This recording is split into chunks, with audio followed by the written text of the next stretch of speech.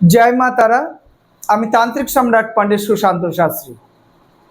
আপনি যদি আপনার মনের মানুষকে যদি আপনার খুব কাছে যদি আনতে চান, আপনারা কি করবেন? সে দেখা গেল কি তাকে আপনি বিভিন্ন ধরনের ভাবে বুঝাচ্ছেন, তার সবসময় তার পিছনে দিনের অর্ধেকটা টাইমই কিন্তু তার পিছনে আপনি সময়টাকে অপব্যয় করছেন, এত রিকোয়েস্ট করছেন, তাতে দেখা যাচ্ছে কি আপনি নিজে বিরক্ত হয়ে যাচ্ছেন, তবুও কিন্তু সে আপনার কাছে আসছে না। এটা কিন্তু কোনো টোটকা বলছি না যে একটা তেজপাতাতে তার নাম লিখে অমাবস্যা পূর্ণিমাতে আপনি অমুক জায়গায় ফেলে আসুন বা অমুক জায়গায় করুন, বা তার একটা তেজপাতাতে নামটা লিখে কিছু মন্ত্র তেজপাতার উপরে লিখে বট গাছের গোড়ায় গিয়ে, এরকম কোনো টোটকা আপনাদের দেব না। কারণটা কি, এরকম কোনো টোটকাতে যদি কার্যকারী হয়ে যেত তাহলে তাহলে তো সবাই এইগুলো করতো, তাহলে আর আমাদের মতন তান্ত্রিকের কোনো প্রয়োজন ছিল না। সেই জন্য আপনাকে বলছি যে আপনার মনের মানুষ যদি আপনি দেখা গেল অনেক রকম ভাবে তাকে রিকোয়েস্ট করছেন, যদি সে শুনছে না, আপনাকে আমাকে কিন্তু প্রয়োজন পড়বে। সেই মানুষটাকে বুঝিয়ে বুঝিয়ে আপনি যখনই পাচ্ছেন না, তখনই কিন্তু একটা সঠিক তান্ত্রিকের প্রয়োজন আছে। সেই জন্য আপনি একটা সঠিক তান্ত্রিককে সাজেস্ট করুন, সেই তান্ত্রিকের কাছে যান, আপনার ব্যাপারটা তাকে খুলে বলুন, তবেই কিন্তু সে বলতে পারবে। অনেকেই আমার কাছে ফোন করে যে স্যার, আমার বাড়ির পাশে একটা সুন্দর মেয়ে আছে, সেই মেয়েটাকে আমি ভালোবাসি, সেই মেয়েটার পিছনে আমি অনেকটা সময় দিচ্ছি, কিন্তু সেই মেয়েটা আমার বশে আসছে না, আমাকে বশীকরণ করে দিতে হবে। এরকম ভাবে হয় না যে একটা বাড়ির পাশে একটা সুন্দর বউ এসেছে, সেই বউটাকে দেখে আপনার ভালো লাগতেই পারে, কিন্তু সেই বউটা যে তোমার কাছে চলে আসবে বা তোমাকে বশীকরণ করতে হবে বা সে তোমার বশীকরণে আবদ্ধ হয়ে যাবে, এরকমও হয় না। আগে বশীকরণ করতে গেলে কি কি জিনিসগুলো লাগে, তার সঙ্গে একটা ভালো সম্পর্কতে আবদ্ধ হতে হবে। সে তোমাকে ডাকবে বা তুমি তার সঙ্গে ভালোভাবে ব্যবহার করছো বা তোমার কথা শুনছে বা তুমি তার কথা শুনছো, তোমাদের সঙ্গে একটা আসা যাওয়া আছে, কথাবার্তা আছে, ভালো মন্দ মানে খারাপ মন নিয়ে না। যে সম্পর্ক একটা ভালোবাসা মানে যে খারাপ মন সেটা না, সেই জিনিসটাকে আগে তৈরি করতে হবে। তৈরি করার পরে সেটাকে কিন্তু বশীকরণ করা যাবে। যে একটা দাদা পাড়াতে একটা দাদা খুব সুন্দর বা একটা ভাই খুব সুন্দর একটা বউ বিয়ে করে আসলো, দেখা গেল কি তার থেকে সেই বউটা দেখতে ভালো বা সে একটু গরিব প্রকৃতি, সে একটা সুন্দর মেয়ে নিয়ে চলে আসছে, সুন্দর একটা বউকে বিয়ে করেছে, তোমার অর্থ করি তোমার অনেক ধান যশ আছে দেখে সেই বউটা তোমার বশে চলে আসবে, এরকম হয় না। প্রেম হচ্ছে মনের থেকে, প্রেম হচ্ছে চৈতন্যর থেকে সৃষ্টি হয়। সেই জন্য প্রেমটাকে করতে গেলে আগে আগে তার সঙ্গে ভালো ব্যবহার, তার সঙ্গে ভালো রিলেশন করতে হবে, তারপরেই কিন্তু প্রেমের দিকে আসবে।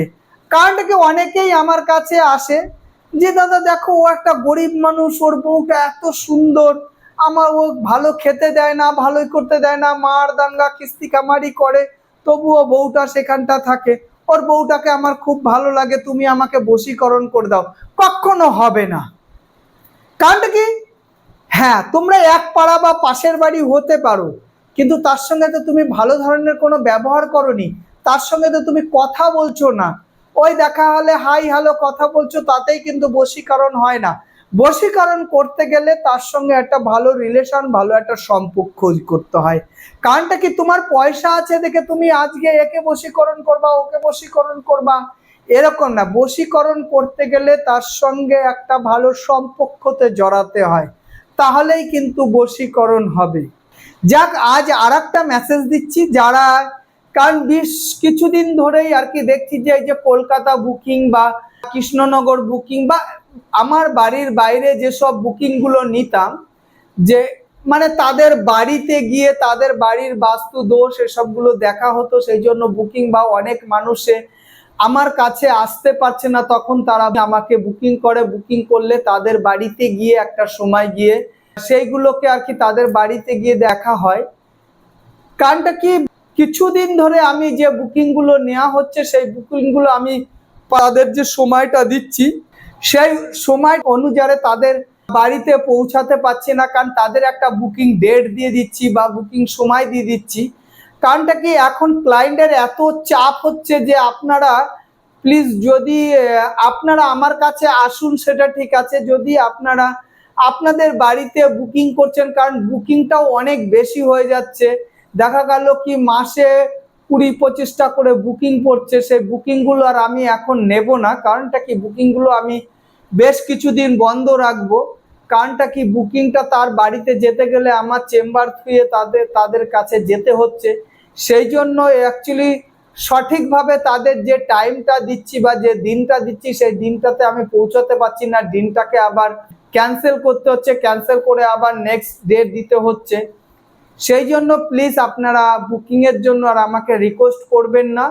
কারণটা কি, বুকিং নিয়ে আমি সময় মতন আপনাদের কথা রাখতে পারছি না, সময় মতন আপনাদের বাড়িতে পৌঁছাতে পারছেন না। কারণটা কি, আপনারা টাকা দিয়ে আমাকে বুক করেন, সেই টাকা দিয়ে বুক করে সেই বুকিংটাকে যদি আমি সঠিক সময় আপনার টাইমটা না দিতে পারি, সেই জন্য নিজেকে খুব লজ্জিত মনে করা হয়। সেই জন্য যাক, আপনারা চেষ্টা করবেন আমার কাছে আসার জন্য, এবং আমার এখানটায় আসলে আপনাদের বুকিং এত ভারী অ্যামাউন্টের চার্জটাও দিতে হচ্ছে না, আমার এখানটা ভিজিটটা দিলেই হবে।